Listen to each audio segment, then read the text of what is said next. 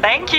Can you hear me? My name is Tina Owen. I'm the lead teacher at the Alliance School, and I can tell you that 6 years ago, I couldn't tell you much about school budgets. I was a teacher, an English teacher, in one of the big high schools, and had the opportunity to get together with a group of teachers and start a school. And so we did. We started the Alliance School. And since then, we've learned a lot about budgets.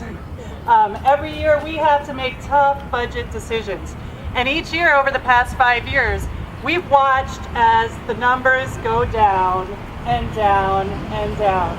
And I can tell you that it's not a matter of central office. I've been to budget decision gatherings where we've gone line through the budget and tried to find out what could be cut and what couldn't be cut. And there was nothing there. We looked for it. We searched for it. We've had to make the tough decisions every year. And what it really comes down to is we're getting less money from the state. The funding formula is broken. We're getting less money from the federal government, and we're not putting money into schools where it really needs to be. It's going to take a big change in our community's way of thinking. It's going to take a big change to get the state and federal officials to really look at these issues and make the changes that need to happen. And so it's going to take the phone calls from all of us so that they know what's going on, so that they know we want to support our schools, so that they're willing to put the money there, because that's where it needs to be. It needs to be with our kids.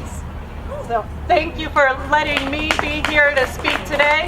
I can only speak one small piece of the puzzle, but I can tell you as a group of teachers who are making those hard decisions every day, and I've also seen the other principals of schools who are having to make those decisions with their school governance councils. These are hard times, and this summer I've also had to work and see the looks on teachers' faces when they haven't had jobs that they love. I remember when I first started teaching, it was 2 days before the school year started, and I didn't have an assignment yet, and I was crying because I wanted to teach so bad. And that's where these teachers are who have been laid off. These are people who want to teach so bad because they love teaching, they love children, it's a passion, it's a profession, and they need to have the right to do these things that they love to do. So support teachers, call your officials, let's get some funding back to school.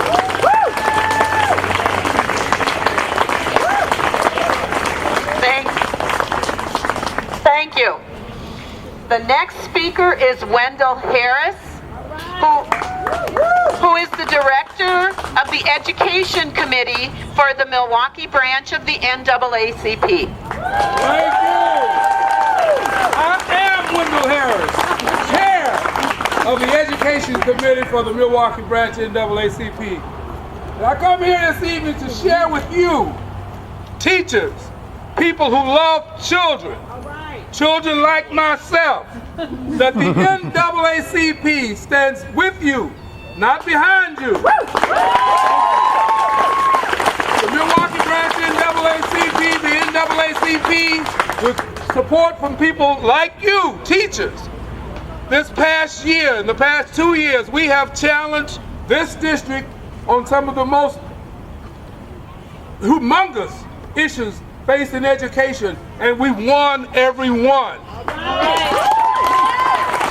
With your support, the NAACP and you, we will turn this situation around with the lack of funding in our public education system.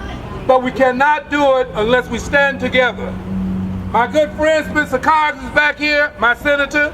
I shared with him, and I'm sharing with the rest of you and our other elected officials, that the time is now. The time is now for elected officials to stand up and fund education the way we funded wars in the past 40 years in this country. Our future, the future of our democracy, depends on a strong public education system. Without adequate funding for education, we will cease to be the democracy that we all love and cherish in this world. So with that, I'm going to pass this mic on The NAACP needs your support. You need us. So let's stand together and make the difference. Thank you.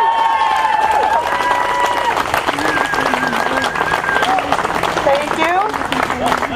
The next speaker, Brennan Balistreri. He is the campaign manager for Milwaukee Supervisor Chris Larson.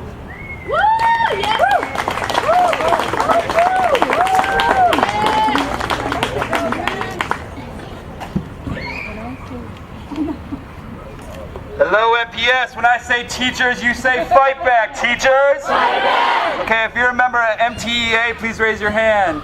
If you're a member of SEIU, please raise your hand. If you're here at the NAACP, raise your hand. Hey, raise your hand. I want to say thank you to all you folks who are out here. I also want to say I saw Nick Kovac and also Spencer Coggs and our elected officials who are here to support teachers and the educator community. Let's hear a hand for them. So it's true, I am the campaign manager for Chris Larson. He's running for state senate on the east side through the airport down to the south suburbs. He's a great guy. He wants to ask you guys two questions you should keep in your minds. Why don't I make more money? And why don't I have better benefits? And it's about changing the frame of this debate. Right now they have us on the defense. They say, okay, 2015, how many teachers are we gonna fire? 2020, how many teachers are we going to fire? It's time to turn the tables and say, why don't we get better benefits as teachers? Why don't we get paid more as teachers? Why don't the police and the firefighters that serve the community with you guys who are out here, why aren't you guys getting better benefits? Why aren't you getting more money?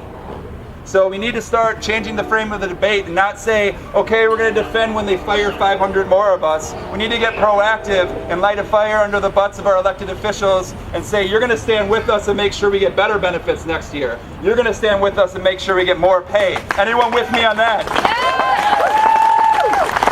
You know, we can let the market say how many hours a week we can work.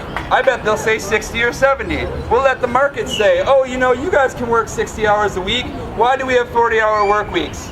Because of unions, because unions fought. They fought hard at the beginning of last century. And as we go into the 21st century, it's you guys that we need to depend on to make sure that workers have protections, workers have safe workplaces.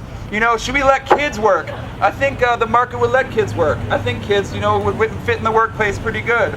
You know, or spilling oil. Should we let corporations spill oil? I think the market would let us do that. You know, we need to regulate the market and make sure we have a 40-hour work week. We have wages that are respectful to family wages, making sure that we can support families. As wages go up, then property values go up, people start buying homes again, and that's the real answer. And not to keep cutting back teachers and keeping unions on the defense. That's not the answer. You know, when I learned about George Washington and the Founding Fathers, when I learned about Abraham Lincoln, it was at MPS. I went to Lloyd Street School. I'm from Milwaukee. You know, I'm a Milwaukee homeowner. When I heard about Jackie Robinson or Martin Luther King, I learned that from an MPS teacher. Woo! When I learned about Susan B. Anthony or Sojourner Truth and the women that changed this nation, I learned that from an MPS teacher. You know, a lot of folks said about the 19th Amendment, you can't let women vote. You're going to let women vote, this country will burn down. But guess what? We proved them wrong. Of course women should vote. When people of color didn't have access to voting or public school rights, the National Guard had to protect people to get into public schools. That wasn't right. Where did you learn that that was the wrong thing to do? You learned that from a public teacher. You probably learned that at a public school. And so I want to say thank you to teachers for teaching me right and wrong, not the market. The market didn't teach me right or wrong, so thank you, teachers. You know, we're exporting more and more CDs, more and more DVDs. Where did those artists sing their first song? Where did those artists sing, "My country, 'tis of thee, sweet land of liberty"? You learned that from a public music teacher. Arts and music are getting cut back. That first artist brushstroke that probably came in a public school teacher's art class. We need to start thinking about the creative capital and our teachers are giving to us, about the school system that sends millions of dollars, trillions of dollars into our economy because you guys are teaching people to be creative, and it's creative solutions that's pushing our market. You know, so I just want everyone to, you know, make sure that Gwen Moore, Herb Cole, Russ Feingold are champions. When I was yelling before, I was saying Feingold, and you guys said what? Listen. When I said Gwen Moore, you guys said what? Listen. you know, we need to make sure that Gwen Moore, Russ Feigl, Herb Cole listen to us, and that we're making sure that they're champions. When I say champion, you guys say champion. Champion! Champion! Champion! Champion! It's time that they become champions of teachers and teachers' rights, workers' rights, the right to a great public education. I'm just here, you know, to lend my efforts and show my deep and humble thanks to all of you and the educators, and especially these elected officials that came to stand up with us. And like I said, I'm working for Chris Larson, and he believes in a strong future and in great public schools. So please support Chris Larson September 14th as well. Thanks, folks.